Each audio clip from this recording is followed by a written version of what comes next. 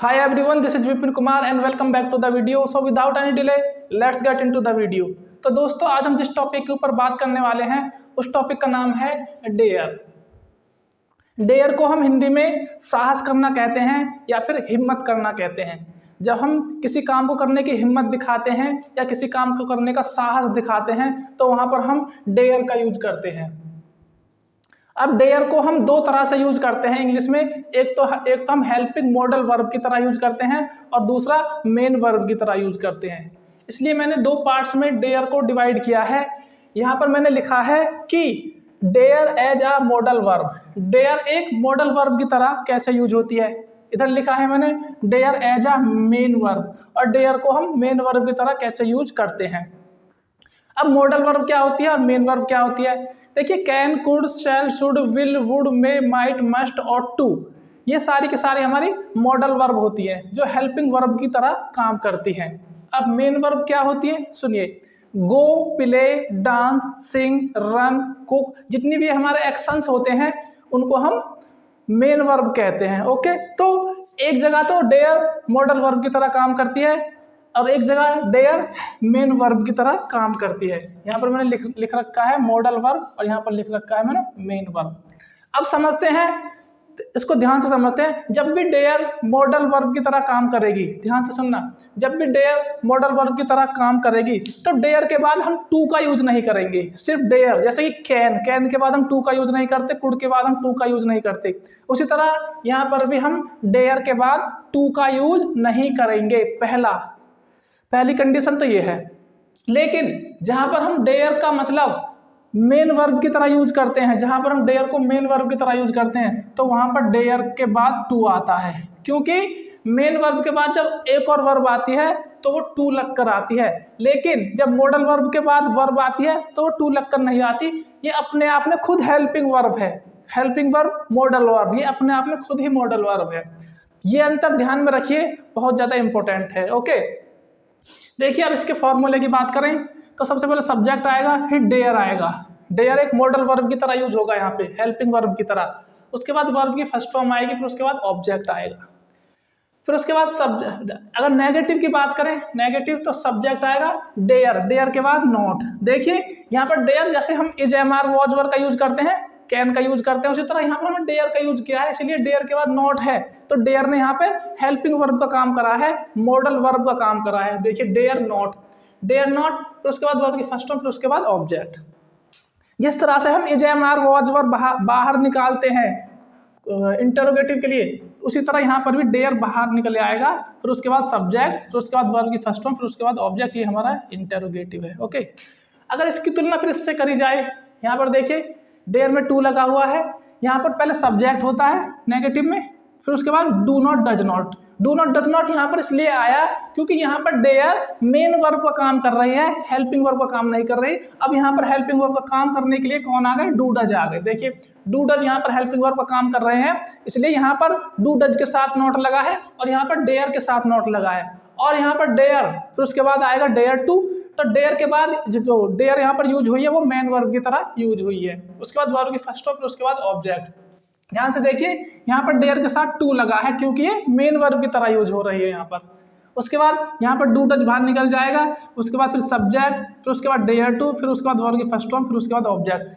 अब एक ये जो मैं बात बताने जा रहा हूँ ये बहुत ज्यादा इंपॉर्टेंट है, सुनिए। यहाँ पर हमने डू डज का यूज किया, पास्ट में ये डिड हो जाएगा। ऐसा नहीं है कि सिर्फ प्रेजेंट में ही यूज होगा इस डेयर का, पास्ट में भी यूज हो सकता है इसका, कि उसने हिम्मत करी, उसने हिम्मत नहीं करी, तो फिर क्या हो जाएगा, डू नॉट, डज नॉट की जगह डिड नॉट हो जाएगा। यहाँ पर डू डज बाहर निकला है तो फिर क्या बाहर निकल जाएगा, फिर डिड बाहर आ जाएगा।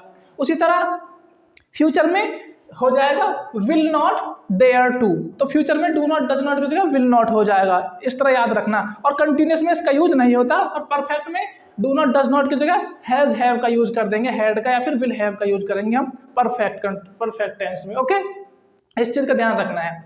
अब एग्जांपल से समझ में आएगा आपके। देखिए I dare speak in front of her, I dare speak in front of her. यहाँ पर dare as a modal verb काम हुआ है, यानी कि जैसे हम कैन का यूज करते हैं उसी तरह यहाँ पर हमने डेयर का यूज किया है। तो आई डेयर, मैं हिम्मत करता हूँ या मैं हिम्मत करता हूँ या मुझ में हिम्मत है। I dare speak in front of her, मैं उसके सामने बोलने की हिम्मत करता हूँ या मैंने उसके सामने बोलने की हिम्मत करी। Okay, I dare not speak in front of her, मैं उसके सामने बोलने की हिम्मत नहीं करता हूँ, मेरे या मुझ में बोलने की हिम्मत नहीं है उसके सामने, नॉट लग गया यहाँ पे। ओके, उसके बाद डेयर को हमने बाहर निकाला है, dare I speak in front of her, क्या मुझ में हिम्मत है उसके सामने बोलने की, क्या मुझ में इतनी हिम्मत है कि मैं उसके सामने बोल सकता हूँ। इस तरह हम यहाँ पर डेयर का यूज करेंगे।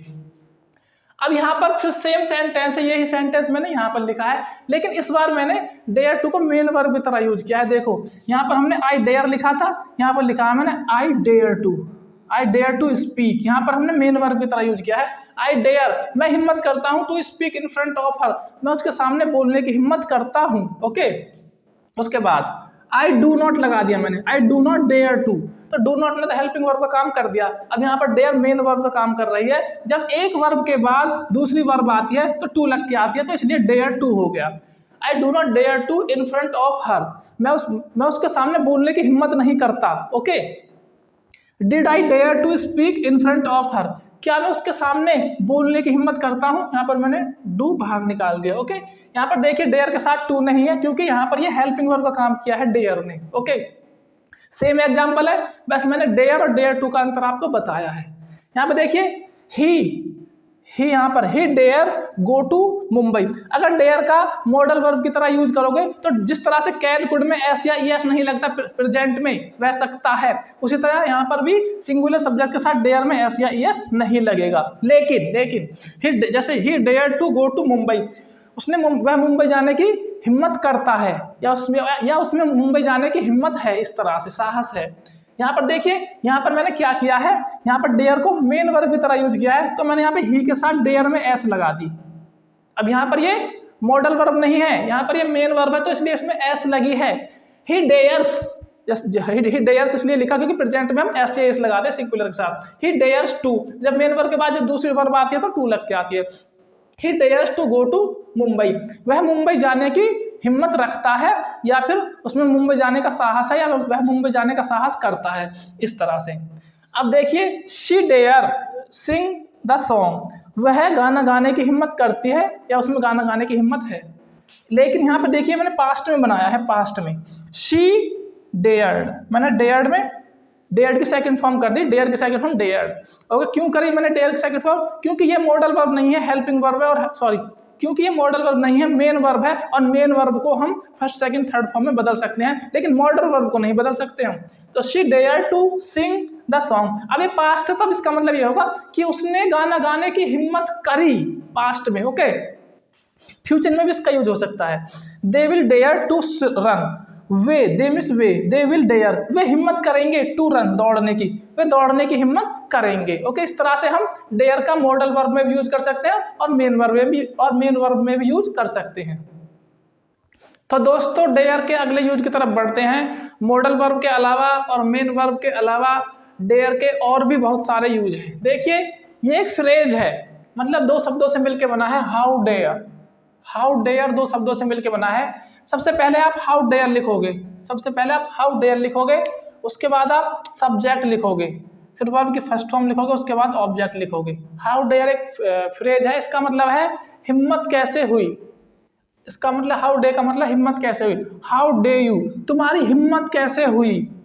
ध्यान रखना सेकंड फॉर्म नहीं आएगी, डेयर ही आएगी, DARE। तुम्हारी हिम्मत कैसे हुई है, मैं सोच रहा कि हिम्मत कैसे हुई, प्रेजेंट की बात चले, तुम्हारी हिम्मत कैसे हुई, अभी मैं बोल रहा हूँ, तुमने ये काम करने की हिम्मत कैसे करी, ये प्रेजेंट में ही यूज होगा। Okay, how dare you touch my phone, मेरे फोन को छूने की तुम्हारी हिम्मत कैसे हुई। हाउ डे यू, ये एक फ्रेज है, बहुत ज्यादा बोलता है, तो how day you touch my phone, यहाँ पर देखना टू नहीं लगेगा, डायरेक्ट वर्ब लगेगी सब्जेक्ट के बाद, ध्यान रखना इस बात को। हाउ डे ही, अब यहाँ पर ही आ गया, how day he cut the tree, पेड़ को काटने की उसकी हिम्मत कैसे हुई, उसने हिम्मत कैसे करी। हाउ डे एक साथ हो गया, हाउ डेयर चिल्ड्रन प्ले, बच्चों के खेलने की हिम्मत कैसे हुई। How dare they watch the movie, उनकी मूवी देखने की हिम्मत कैसे हुई। जहां पर भी हम हिम्मत कैसे हुई के सेंस में कोई भी वाक्य बोलना चाहते हैं तो हम हाउ डेयर का यूज करेंगे। जैसे कि हाउ डे यू, आपकी हिम्मत कैसे हुई, how day you play the cricket, आपकी क्रिकेट खेलने की हिम्मत कैसे हुई। तो इस तरह से भी आप डेयर का यूज कर सकते हो। तो दोस्तों आइए डेयर के एक यूज के बारे में और जल्दी से सीख लेते हैं। अभी आपने सीखा कि डेयर का मतलब होता है हिम्मत करना या साहस करना, ये तो आप जान गए। लेकिन डेयर का मतलब चैलेंज करना भी होता है, चैलेंज करना, किसी को चैलेंज करना, किसी को ललकारना, किसी को चुनौती देना, डेयर का यूज करते हैं। अगर आप इस तरह से बोलोगे आई डेयर यू, मैं तुम्हें चुनौती देता हूँ, डेयर मतलब चुनौती देता हूँ, मैं तुम्हें चैलेंज करता हूँ। क्या चैलेंज करता हूँ? To talk to that lady, आप उस लेडी से बात करके दिखाओ, मैं तुम्हें चैलेंज करता हूँ, मैं तुम्हें चुनौती देता हूँ। अब हिम्मत है तो करके दिखाओ। I dare you, I dare you to jump in the pond, I dare you, मैं तुम्हें चैलेंज करता हूँ, चुनौती देता हूँ, to jump into the pond, तालाब में कूद कर दिखाओ, मैं तुम्हें चैलेंज कर रहा हूँ। इस तरह से ही, वह, ही मतलब वह, ही डेयर मी, वह मुझे चैलेंज करता है, टू स्टार्ट द बाइक, वह मुझसे बोलता है कि तुम में दम है, मैं तुम्हें चैलेंज करता हूँ, तो इस बाइक को स्टार्ट करके दिखाओ। ओके, इस तरह से आई डेयर यू, मैं तुम्हें चैलेंज करता हूँ, टू गो देयर, हिम्मत है तो वहां जाकर दिखाओ, हिम्मत है तो ये काम करके दिखाओ। दे डेयर मी, उन्होंने मुझे चैलेंज किया, उन्होंने मुझे चुनौती दी, टू सिंग अ सॉन्ग, एक गाना गाने की, उन्होंने मुझसे कहा हिम्मत है तो एक गाना गा के दिखाओ। तो दोस्तों इस तरह से हम डेयर का यूज करते हैं और मैंने बहुत ही आसान शब्दों में आपको समझाने की कोशिश करी है। आप इस वीडियो को जरूरतमंदों के पास भी भेज सकते हो और मैं उम्मीद करता हूँ आपको ये वीडियो काफ़ी अच्छी लगी होगी। तो आप इस वीडियो को लाइक करें, शेयर करें और सब्सक्राइब भी करें। Thank you so much for watching this video.